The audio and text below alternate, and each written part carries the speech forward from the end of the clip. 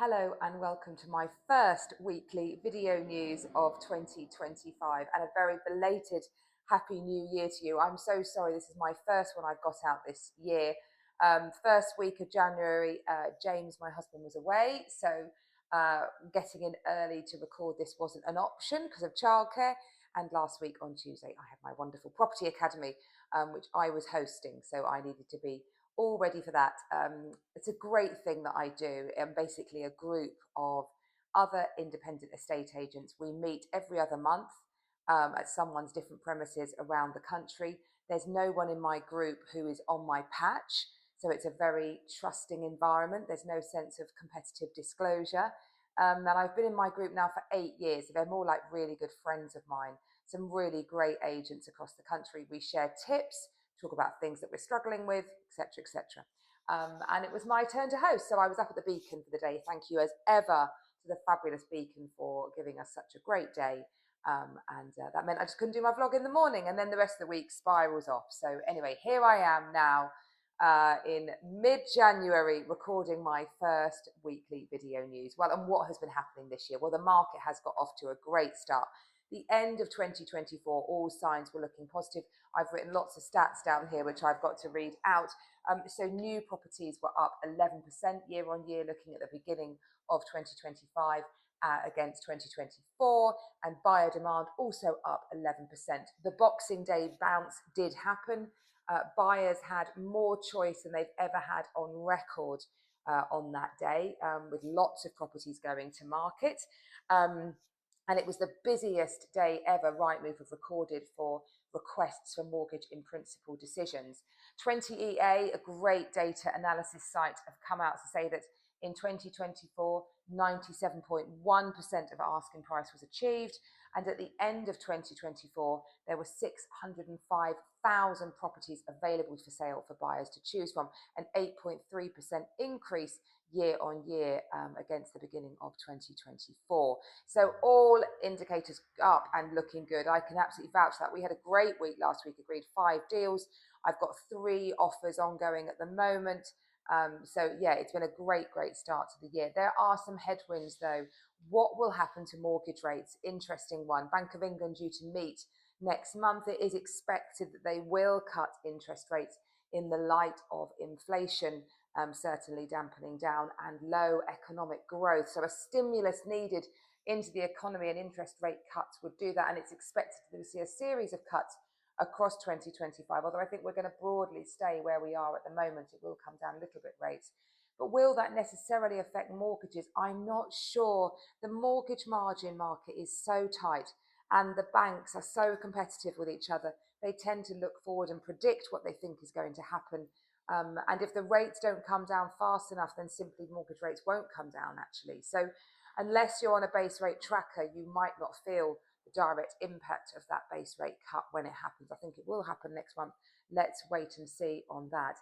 And of course, the stamp duty drops at the beginning of April, 1st of April, that goes back to its previous levels, was raised by the Conservatives. It most strongly affects the first-time buyer market. They have the biggest savings from it. So there'll be a lot of energy for them to get their deals through. They save just under £7,000. But for anybody else buying a second home, it's a few £1,000s saving. So not a huge amount of money, but all helps. And if you've got a first-time buyer at the bottom of the chain, they are going to push energy through the chain. The conveyancing system, though, still creaking at kind of pre-pandemic standards. It's just dreadful what we see. Some amazing solicitors who can race things through, but sadly, you go as fast as your weakest link in this game. And there are just too bad solicitors in those chains, slowing everything down and thinking that poor standard is the norm. Drives me mad. Anyway, so yes, let's wait and see what this year brings. I will, as ever, keep you updated.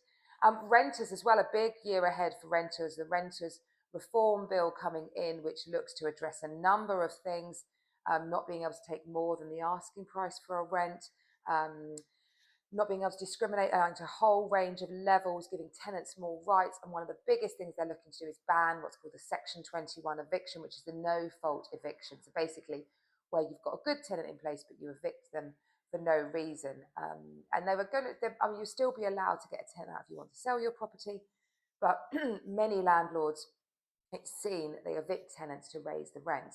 Generally, in my experience, if you've got a good tenant in there, you'll keep them in there as long as you possibly can, and not want to upset the apple cart.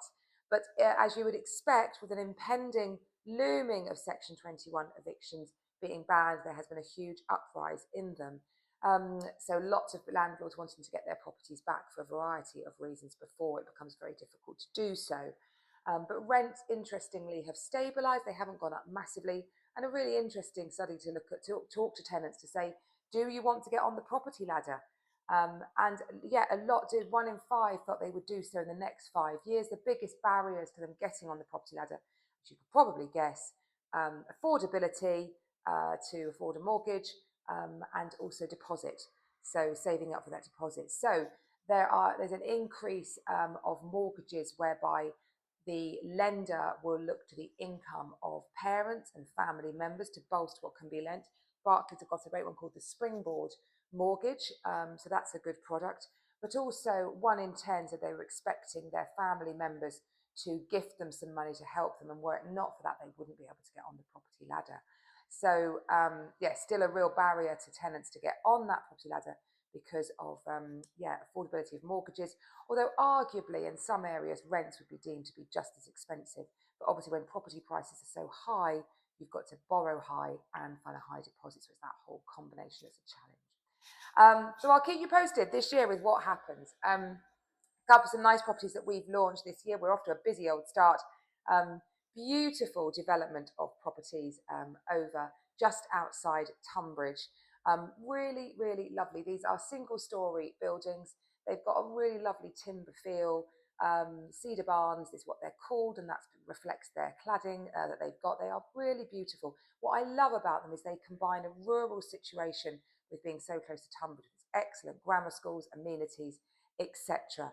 Single story living, highly energy efficient. They've got air source heat pumps, EV chargers, all of that, underfloor heating, nice and cheap to run. So yeah, great properties, and a guide of 575, which for a 3-bedroom property with this build quality is excellent value. And a lovely family home that we've launched in Langton Green, in Mercers, which is a lovely little no throw road. This one has got the end position, so it's got a lovely generous plot. Really great size and a lovely orientation southwest, and the accommodation side is really spacious. The current owners have really refurbed what's there. It's presented beautifully, but it has the benefit of planning as well. You could do a single story extension to make a bigger kitchen, and you could also do a double story extension above the garage to create more bedroom space. It doesn't need it, but if you want to, absolutely there for the taking. It's a lovely house on offers in excess of £1 million. So if either is of interest, do please give us a call. I hope you have a great week. I look forward to seeing you next week. Bye bye.